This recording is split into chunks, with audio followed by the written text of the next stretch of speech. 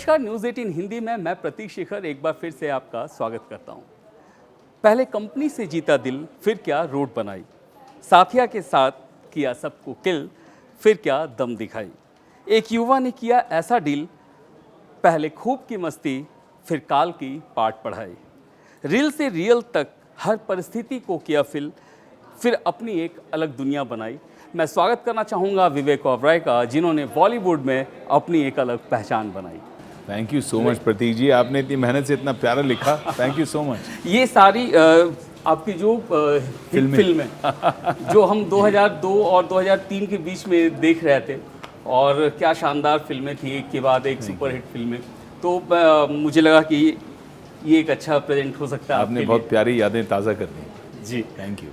विवेक ओबराय, कैसा चल रहा है अभी सब कुछ? सब बढ़िया है, लाइफ बहुत अच्छी है। काफ़ी दिनों के बाद भारत का एक टूर कर रहे हैं जी। मुंबई से शुरू करके फिर पुणे गए, वहाँ पे एक बहुत विश्व सुप्रसिद्ध मंदिर है दगड़ू शेठ जी का, जी, जो गणेश जी का मंदिर है। दगड़ू शेठ हलवाई मंदिर कहते हैं उनको। शायद आप जानते होंगे, बट ये वही मंदिर है जब बच्चन साहब कूली के टाइम पे बहुत बीमार हुए थे, क्रिटिकल हुए थे हॉस्पिटल में। और जया आंटी तब जाके वहाँ पे उन्होंने प्रार्थना की थी और वो अस्पताल से ठीक होकर बाहर निकले। हाँ। उसकी बहुत मान्यता है इस मंदिर की। ये मैं सुना हूँ कि इच्छाएं पूरी हो जाती हैं जो भी वहाँ जाता है। तो हमने अभी मैं तो कई सालों से जा रहा हूँ वहाँ पे, और जब सॉलिटारियो अपनी जो लैब ग्रोन डायमंड ज्वेलरी की कंपनी है, जो मैं इस वक्त पहन रहा हूँ अपने हाथ पे अंगूठियाँ, चलता फिरता शोरूम बन के घूम रहा हूँ मैं। बट ये कंपनी जब हमने शुरुआत की थी तो पुणे से शुरुआत की थी, एक स्टोर से। मुझे लगता है कि गणेश जी की वो आशीर्वाद है, दगड़ू शेठ हलवाई की वो आशीर्वाद है कि महज 2 साल में ये कंपनी इतनी बड़ी हो गई है। आज 40 से ज़्यादा स्टोर हो गए हैं, 21 शहरों में और 7 देशों में पहुंच गए हैं।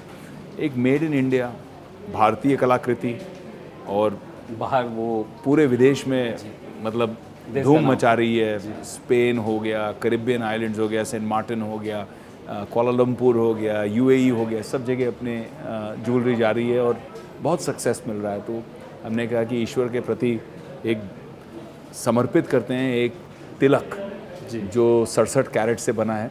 जी। और बहुत खूबसूरती से बना है हमारे कारीगरों ने। तो हमने कहा सब प्रेम हम ईश्वर को थैंक यू करके नमन करते हैं। हाँ, वो वीडियो भी अभी काफ़ी देख रहे हैं हम लोग आपके वीडियो पे, जो आपने वहाँ तिलक जो भेंट किया, वो 66 कैरेट का भेंट। तो हमने क्या किया, हमने समर्पित किया। हाँ, बिल्कुल समर्पित ही कह सकते हैं उसको। तो मतलब कहने का मतलब ये है कि आप काफ़ी ज़्यादा इंस्पायर हैं उस चीज़ से जो आपको मिलती भी जा रही है, और आप जो है सब ऊपर वाले का ही देना है। हम मेहनत कर सकते हैं लेकिन फल देना ना देना उसके वो हाथ उनके हाथ पे है। एग्जैक्टली। तो मैं जानना चाह रहा था कि कहीं पढ़ा था आपके बारे में कि 10 साल की उम्र से ही आप जो है बिजनेस के मतलब काफ़ी क्लोज आ गए थे, बहुत कुछ सीखने का मौका मिला आपको बिजनेस का, और आप स्टार्ट भी कर चुके थे। पिताजी की हमेशा ये सोच थी, और मैं इसके लिए पूरा श्रेय उनको दूंगा जी, कि जीवन में ख़ासकर अगर फिल्म इंडस्ट्री देख लें या कोई भी जॉब देख लें, तो उसमें एक लेवल ऑफ इनसिक्योरिटी होती है कि आज आपके पास चीज़ है, बहुत अच्छा चल रहा है, कल पैसे नहीं है, सब ख़त्म। तो ये पॉसिबिलिटी हो सकती है। तो उनको हमेशा लगता था कि मुझे अपने बच्चों को एक बिज़नेस करना, अकाउंट्स रखना, पैसे समझना, पैसे की वैल्यू समझना, कमाई की वैल्यू समझना, वो हमेशा हमको लगा कि ये एक सिक्योरिटी बन के इनके साथ खड़ा रहे। दूसरी बात, फिल्म परिवार में थे लेकिन संस्कार बहुत ही साधारण, बिल्कुल मिडिल क्लास वैल्यूज़ जिसे कहते हैं। हमें उसी तरह बड़ा बनाया गया। घर में 4 गाड़ियाँ, 4 ड्राइवर होते थे, लेकिन हमें बोला जाता था कि भाई कॉलेज जाना है तो बस से जाओ, ट्रेन से जाओ, अच्छा सीखो।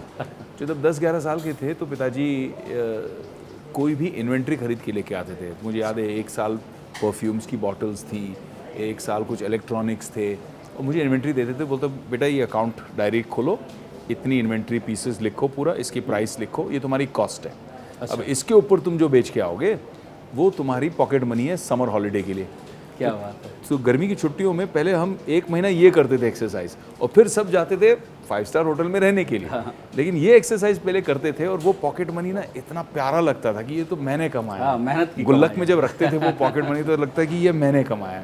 तो उसकी मिठास अलग थी।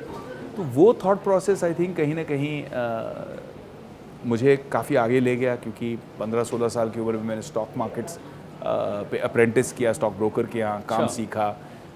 कॉलेज जाया करता था, जूनियर कॉलेज होता है हमारे यहाँ, 11-12 जी। तो 11वीं-12वीं में हम पढ़ाई लिखाई करते थे, फिर थोड़ा सा स्टॉक मार्केट के बारे में सीखते थे जी।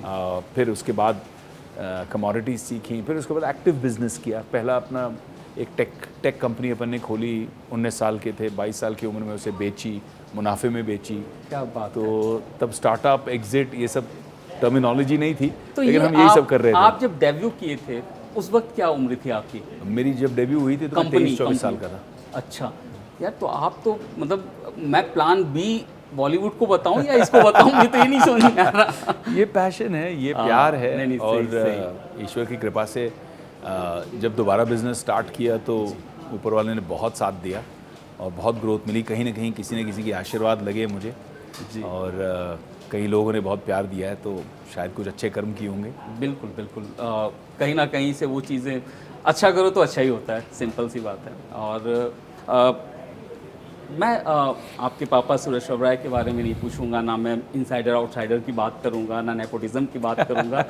लेकिन मैं एक बात पूछूंगा कि फिल्में चल रही थी आपकी, लोग पसंद कर रहे थे, आपके अभिनय को पसंद किया जा रहा था, फिल्में हिट हो रही थी, फिर ये कम क्यों किया? मतलब क्या वजह थी कि आप लोगों से? आई थिंक वजह तो कई लोग जानते हैं। और वो एक तो वजह थी कहीं ना कहीं उसमें क्या होता है ना, एक अनफॉर्चुनेट बात यह है कि अगर आपके पास बहुत प्रेशर आ रहा है, आपके प्रोड्यूसर, डायरेक्टर जो आपके साथ काम करना चाह रहे हैं नहीं कर पा रहे हैं, फिर आपको कॉल्स आ रहे हैं, डेथ थ्रेट्स आ रहे हैं, आपको गैंगस्टर्स के कॉल आ रहे हैं, आप नॉर्मल सिंपल शरीफ घराने के लोग हो, तो आपको लगता है ये सब क्या हो रहा है मेरी लाइफ में। क्या मेरे माँ बाप सेफ़ हैं, क्या मेरी बहन सेफ़ है, आप ये सब पूछने लगते हो। फिर आपको लगता है इनिशियली कि क्या डरना है, पुलिस के पास जाएंगे, पुलिस वाले खुद कहते हैं नहीं आपको सिक्योरिटी की ज़रूरत है, गनमैन आपके साथ होना चाहिए। तो फिर आपको लगने लगता है ओ माय गॉड, ये तो मतलब डेंजरस सा मामला है। तो उस समय ज़िंदगी में पहली बार ये सब अनुभव करना पड़ा। और जब आप ये टाइप के प्रेशर से चल रहे हो तो आप अपने काम पे फोकस नहीं कर पाओगे, आप अच्छे डिसीजन नहीं कर पाओगे, शूटिंग नहीं कर पाओगे ठीक से। तो ये सारी चीज़ें मिला के आपको कहीं ना कहीं आपको मतलब दबा देती हैं, और उस प्रेशर में आदमी फिर बिखरने लगता है, और फिर चीज़ें और ख़राब होने लगती हैं, और ख़राब होने लगती है। उसको डाउनवर्ड स्पाइरल कहते हैं, गोल घूमते घूमते नीचे जाता है। उसके बाद आपको खुद अपने आप को समेट कर सक्षम वापस बनाना पड़ता है। और आपको फिर अपनी बुनियाद दोबारा रखनी पड़ती है, रीबिल्ड करना पड़ता है, और वो आसान नहीं है। वो आपने किया? वो हमने किया क्योंकि और कोई चॉइस ही नहीं था, और हारना हम जानते नहीं। हम सीख लेंगे हार से, लेकिन हार मान के बैठ नहीं जाएंगे। हम भारतीय हैं यार, हिंदुस्तानी हैं। बिल्कुल सही बात है। तो जिस दौर की हम बात कर रहे हैं, अब तो खैर बहुत पीछे की हो गई, अब तो आप एक वेल सेटल्ड हर एक्टर भी हैं, बिजनेसमैन भी हैं, लेकिन उस दौर में कोई ऐसा था बॉलीवुड का जो आपके पीठ के पीछे हाथ देकर खड़ा रहा? कई दोस्त रहे, कई सीनियर्स रहे जिन्होंने, अक्षय के बारे में तो पता है। हाँ, तो उन्होंने काफ़ी सपोर्ट किया। अजय भाई अपने बड़े भाई हैं, 5 पिक्चरें मैंने की साथ में, तो वो हमेशा उन्होंने मुझे सपोर्ट किया, सहारा दिया। जब भी मैंने कॉल किया तो he was there for me. काफ़ी फिल्म प्रोड्यूसर्स हैं, डायरेक्टर्स हैं, मेरा अपना दोस्त है डुगू है, ऋतिक, ये लोग सब बहुत पॉजिटिव लोग हैं, अच्छे लोग हैं। और हमेशा कभी कभी सनी भैया के साथ मिलने चले जाता था, तो वो गाइडेंस कर देते थे। वो तो अनबिलीवेबल है, मतलब रॉक हैं एकदम। चलिए थोड़ा सा हटते हैं इस टॉपिक से, बात करते हैं आज के डेट में। विवेक, आप देख रहे होंगे कि कोविड के बाद से बात कर रहे हैं, 2021 जब पूरी तरह सिनेमाघर खुल चुके हैं, अब फिल्में रिलीज हुई, वो ख़त्म हो चुका है वो सारा दौर। फिल्में 100% में 15 से 20% ही सक्सेस हो पा रही हैं। वही फिल्म है, स्टोरीज भी नए हैं, एक्टर भी वही, एक्ट्रेस भी वही, फिर कहाँ पर मामला फंस रहा है? कौन सी बड़ी चुनौती है अभी के डेट में बॉलीवुड जो फिल्में चल नहीं पा रही? ये मल्टी बिलियन डॉलर क्वेश्चन है। इस सवाल का जवाब होता तो मतलब क्या बात थी। मुश्किल है। OTT है। नहीं, आई डोंट थिंक OTT का इतना इम्पैक्ट है। मुझे ऐसे लग रहा है कि अगर आप साउथ चले जाओ फॉर एग्जांपल, क्योंकि मैंने साउथ में भी काम किया है, सभी भाषाओं में, 4 भाषाओं में मैंने एक फिल्म की है, 2 फिल्म की हैं। वहाँ पे उनका नज़रिया थोड़ा अलग है। पहले तो वो भारतीय कहानी सोचते हैं। अच्छा। वो अपने ही कल्चर की, अपनी ही सोसाइटी की मिरर इमेज से कहानी निकालते हैं, जैसे हमारे यहाँ पहले हुआ करता था। तो वो कोरियन पिक्चर देख के, अमेरिकन पिक्चर देख के, फिर उसे छाप के, फिर नॉर्मली वो ऐसा नहीं करते हैं। वो अपने हिसाब से किरदार लिखते हैं और अपने फ़ैन फॉलोइंग को समझ के कि लोगों को चाहिए क्या, फिर एफर्ट तो उधर से करते हैं। 50% बैटल तो वहीं जीत जाते हैं। जी। दूसरी बात ये है कि वो क्रिएटिव प्रोसेस में बहुत मेहनत करते हैं। उनको शर्म नहीं आती, अरे यार ये कूल नहीं लगेगा। बोलते हैं भैया ये है। आप उनकी कोई भी फिल्म देखो, कन्विक्शन से करते हैं। अब आप पुष्पा देखते हो, KGF देखते हो, सीटियाँ मारते हो, एन्जॉय करते हो, तो कहीं ना कहीं भारत में लोग एन्जॉय कर रहे हैं ना। बिल्कुल। लेकिन हम नहीं बना रहे वैसी पिक्चर हिंदी में। एक सादर्न डायरेक्टर आते हैं और फिर जवान बनती है। बिल्कुल। और हम लोग, इंक्लूडिंग मी, जो शाहरुख का बहुत बड़ा फ़ैन है, मैं भी सीटी बजाता हूँ फिर। तो वो साउथ की एक ताकत है। हमें अपने आइडेंटिटी से, अपने कल्चर से, अपने भारत से, हम इंडिया के लिए फिल्म बनाते हैं, भारत को भूल जाते हैं। जब स्त्री 2 बनती है तो भारत के लिए बनती है, तो उसमें इंडिया वाले भी पसंद करते हैं, भारत वाले भी पसंद करते हैं। आप टियर 1 सिटी से लेके गांव तक सबको पसंद है। बट जैसे ही आप सिर्फ मतलब वो ओनली टियर 1 सिटीज़ के लिए ओनली फॉर मल्टीप्लेक्स करने लगोगे, तो फिर वो कहाँ आपका संपर्क बनेगा, कहाँ आप कनेक्ट होगा। वो मिट्टी से जुड़ना ज़रूरी है भाई। हम यहाँ पैदा हुए हैं, यहाँ पिक्चरें बनानी है, ये हमारी इंडस्ट्री है। थोड़ा आप हॉलीवुड जाएं तो उनके हिसाब से बनाएं। जी। तो थोड़ा मुझे लग रहा है कि लॉकडाउन के टाइम लोग भी थोड़ा सोचने का टाइम उनको मिला, उनका भी ब्रेन थोड़ा वो ओपन हुआ, तो कहीं ना कहीं से हमें लगता है लोगों ने हिंदी डब पिक्चरें बहुत देखी उस समय। हाँ, एग्जैक्टली। और साउथ की फिल्म बड़ी एंटरटेनिंग। इस वजह से साउथ जैसे ही सिनेमा घर ओपन हुए फिर से, देखिए साउथ की फिल्मों ने क्या कमाल करा। आप देख लीजिए बॉक्स ऑफिस कलेक्शन ऊपर से नीचे कितनी टॉप मोस्ट अर्निंग फिल्म्स कौन सी हैं। 2022 तो बिल्कुल खा गया था south box office, Indian box office को। अच्छा, आपने वेब सीरीज़ में काम किया हुआ है, तो मैं जानना चाहूँगा कि फिल्में ज़्यादा अच्छी लगती थी, मतलब या फिर वेब सीरीज़ में काम करना ज़्यादा दोनों का मज़ा अलग है। फिल्म में आप एक किरदार को तराशते हैं, 2-2.5 घंटे में बिगिनिंग टू एंड आप करने की कोशिश करते हैं। वेब सीरीज़ का एक मज़ा ये है कि आपके पास 7, 8, 9 एपिसोड मिलते हैं, जिसमें आप ग्राफ के साथ खेल सकते हो, और फिर सीज़न 2 भी आ सकता है, तो उसके साथ आप बदल सकते हो। उसकी चैलेंजेस भी हैं, क्योंकि अगर आप वही करते जाओ, सीन इतने ज़्यादा हैं, ऑन स्क्रीन टाइम इतना है कि आप बोरिंग लगने लग जाओगे। तो आपको कॉन्स्टेंटली अपने आप को रीइन्वेंट करना है, तो उसका एक अलग प्रेशर है वेब सीरीज। तो मतलब जो टीवी में काम किया उसके लिए ठीक है ना? बाप रे, टीवी वालों को तो सलाम है भाई। मतलब काफ़ी पेशेंस रखना पड़ता होगा आप लोगों को, आपके ऑडियंस को पकड़ने के लिए रोज किसी का इंटरव्यू, नया सवाल ढूंढना, हर सेलिब्रिटी और हमारे ऑडियंस को भी कुछ नया ही चाहिए, रिसर्च करना। आपको न्यूज़ भी एंटरटेनिंग तरीके से बोलना पड़ेगा। बिल्कुल। समय बदल गया है। 10 लोग और चिल्ला चिल्ला के वही बात बोल रहे हैं। बिल्कुल। तो आप अटेंशन के व्यापारी हो गए, तो भैया मुझे इसका अटेंशन दे दो। ये तो है। तो एक बहुत, अब ख़त्म करते हैं। अब आपके साथ एक आखिरी सवाल मैं पूछना चाहूँगा विवेक।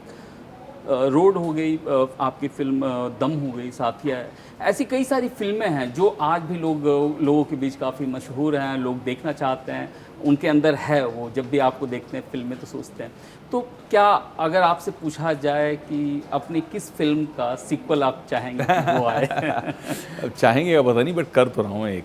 देखो अच्छा? इस साल 2024 में मुझे मेरी जो दुबई में रियल एस्टेट कंपनी है वो बहुत एक्सपैंड हुई है, B&W डेवलपमेंट्स अपनी कंपनी है, तो मुझे उस कंपनी पे बहुत फोकस करना पड़ा, बिकॉज उसमें नंबर बड़े हो गए। जी। हमारा पहला प्रोजेक्ट एक्वा 2300 करोड़ रुपए का सिंगल प्रोजेक्ट था, तो आज हमारे एम्प्लॉयज़ जो हैं वो हमारी परिवार हैं, तो वो 400 परिवार हमारे साथ वहाँ जुड़े हुए हैं। हमारी जिम्मेदारी है कि हमें डिलीवर करना है। तो मैंने इस साल एक कॉन्शियस डिसीजन लिया कि मैं शूटिंग के लिए 40-40 दिन 50-50 दिन नहीं जाऊँगा, मैं इसको सेट कर दूँगा पहले। इसी तरह सॉलिटारियो है, जो बहुत बड़ा ग्रोथ हुई। मुझे एक्चुअली लगा कि 5 साल लगेंगे, यहाँ पहुँचे हम 2 साल में पहुँच गए। जी। अब 2 साल में ऐसे पहुँचे कि अब शायद बहुत जल्दी हम जल्दी में IPO भी चले जाएं, जिस तरह से ग्रोथ दिख रही है। तो अब इसमें मुझे नहीं पता था कि लोगों को कॉन्सेप्ट समझ में आएगा कि लैब ग्रोन डायमंड और नेचुरल डायमंड में फ़र्क क्या है। सही। अब लोग समझने लगे हैं कि यार ये तो सेम ही है, सेम सर्टिफिकेशन है, सेम DNA है। एक्चुअल डायमंड का आप सीड लेते हो और उसके ऊपर 20% सूरज की गर्मी, 20% of the heat of the sun आप रिएक्टर में जनरेट करते हो और उससे फिर ये लैब ग्रोन डायमंड को ग्रो करते हो। अच्छा, इसके अंदर इम्प्योरिटीज़ नहीं है, क्लीन क्लियर, बहुत प्यारी चीज़ है। और अगर आप कोई चीज़ 10 लाख में ख़रीद रहे थे तो शायद ये आपके लिए 1.5, 2, 3 लाख में मिल जाए। अगर आप नेचुरल में एक छोटा डायमंड खरीद रहे थे भाई आधे कैरेट का, तो आप शायद 3 कैरेट का, 4 कैरेट का एक डायमंड खरीद पाएँ। तो लोगों को ये चीज़ क्लिक हो गई और ये मैंने सोचा नहीं था कि इतनी जल्दी क्लिक हो जाएगी। वो तो मोदी जी ने भी जिस तरह से लैब ग्रोन डायमंड प्रेजेंट किया जिल बाइडन को, तो लोग आने लगे दुकानों पे मोदी जी वाला डायमंड, मोदी जी वाला डायमंड। तो इसलिए मैंने ब्रेक लिया। अब चीज़ें इस्टेब्लिश हो गई हैं, ऊपर वाले की कृपा से बहुत अच्छा चल रहा है। अब मैं 2025 में दोबारा फिल्म शुरू करूँगा मस्ती 4 से। क्या बात है। अपने दोस्तों बहुत के बढ़िया। साथ, रितेश आफ्ताब, मैं, इंदू जी, मिलाप जवेरी, सब मिलके खूब मस्ती अच्छा, तो स्क्रिप्ट वगैरह चल रहा है, तैयारी वगैरह? तैयार, कड़क, मज़ेदार। मतलब फिर से धमाल मचाने के लिए तैयार है आप? आपको कुर्सी से हंसाते हंसाते गिराएंगे ही गिराएंगे। अरे वाह, बहुत बढ़िया। ये तो बहुत अच्छी खबर है, हम सब हमारे दर्शकों के लिए भी अच्छी खबर है कि मस्ती 4 आया और हम आप लोगों को फिर से एक साथ देखें उस thank you. Thank you so much Vivek, इतना टाइम देने के लिए। ढेर सारी शुभकामनाएं आपको। Thank you.